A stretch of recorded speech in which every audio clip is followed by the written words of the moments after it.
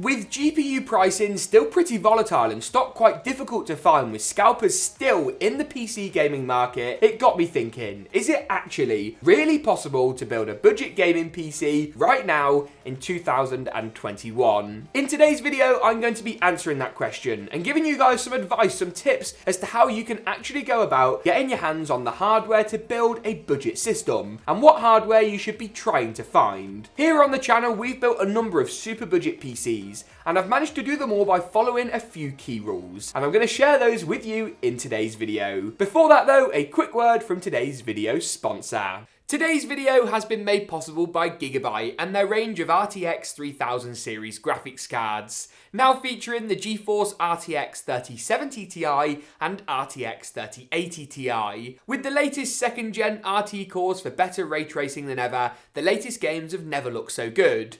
You also get DLSS 2.0 supported in titles like Call of Duty's Warzone. Check out the groundbreaking AI tech and more on the full range of GIGABYTE Aorus and Vision GPUs linked below. Now, you guys are probably just as fed up as I am of seeing the same YouTubers making the same videos about how GPU prices are falling, stocks coming back, but even now, pricing of graphics cards on eBay is still way higher than what it should be. And while things are headed in the right direction, are we at a point where you can build a budget system right now and get some good value for money? I actually think you can. We've built a number of budget systems on the channel, of varying degrees of sort of power, if you will, right from a 1080p low settings machine with a GT 1030 all the way up to something like a 1660 Super, which is on the much higher end and comes quite close to a 2060 in terms of performance. We've talked on the channel about how you shouldn't overlook a card like a GT 1030. It might seem crazy to be recommending this GPU in 2021, but lots of people are quick to fanboy over AMD's range of APUs, and that's my first tip in today's video. Think twice before buying an APU. Now, APUs from AMD are a potentially great option for budget builders. They tend to have a G at the end of the name, indicating that they have Radeon graphics on board, and a huge fanfare came about when AMD announced their new range of 5000 and 6000 series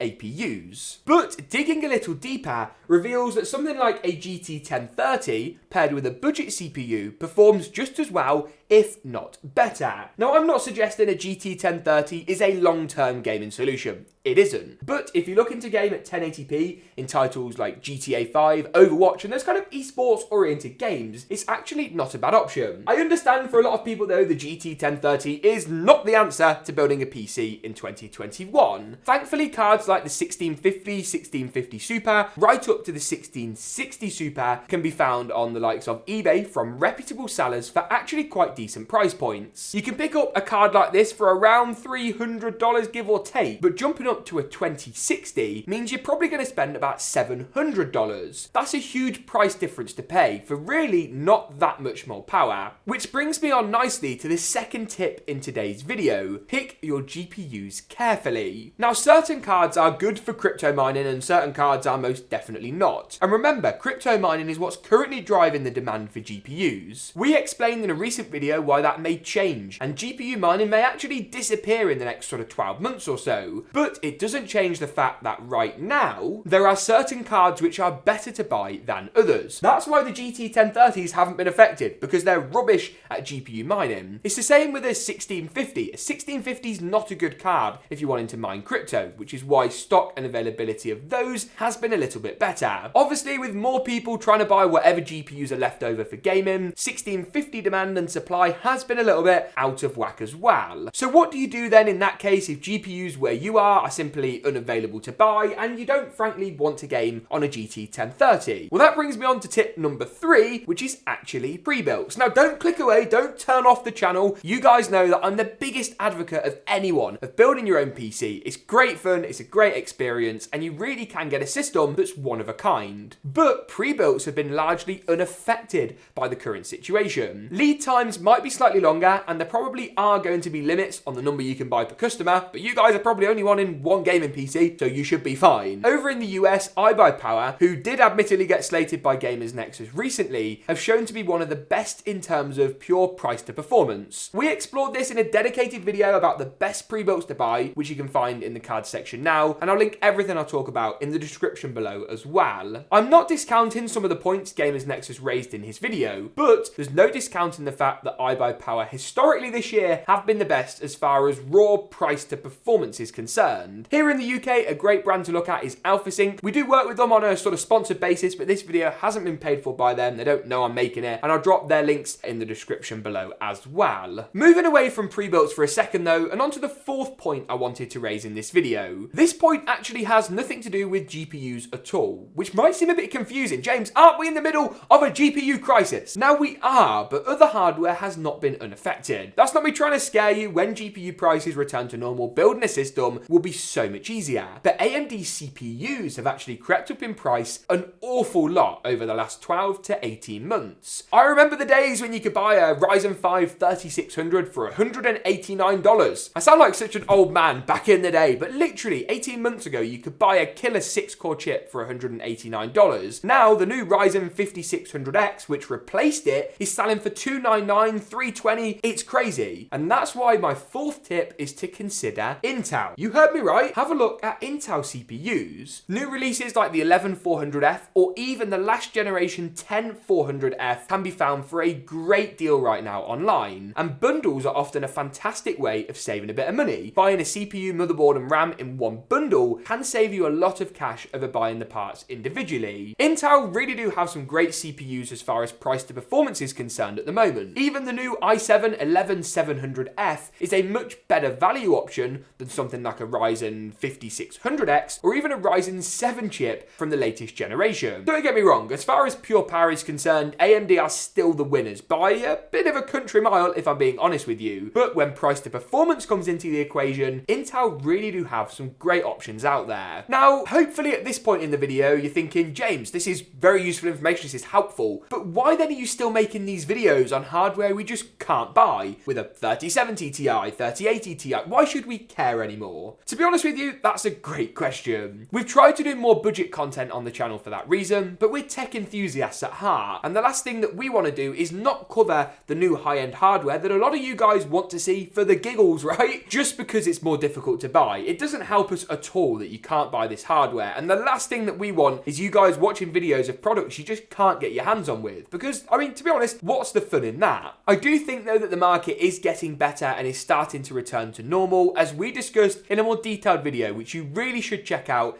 in the description below. But with that being said, I am a little bit worried. As the holiday season rolls around as we head into October and November, which might seem ages away yet, but really isn't, demand for GPUs in gaming is once again going to increase at a rapid rate. And I'm concerned that the market just doesn't have the number of GPUs available to really satisfy that demand. Who knows, before the end of the year, maybe Ethereum will completely ditch GPU mining, cryptos will crash and thousands of GPUs will run onto eBay for ridiculously cheap prices. But unfortunately, I just can't quite see that happening. So with that being said, a GT 1030, a GTX 1650 or 1660 Super might actually be worth considering as a great stopgap measure to get performance that will probably surprise you. You can find our full range of budget builds linked in the description below. If you found this video useful, insightful, enjoyable, all that good stuff, make sure to get subscribed. Thanks for watching though, and as always, we'll see you in the next one.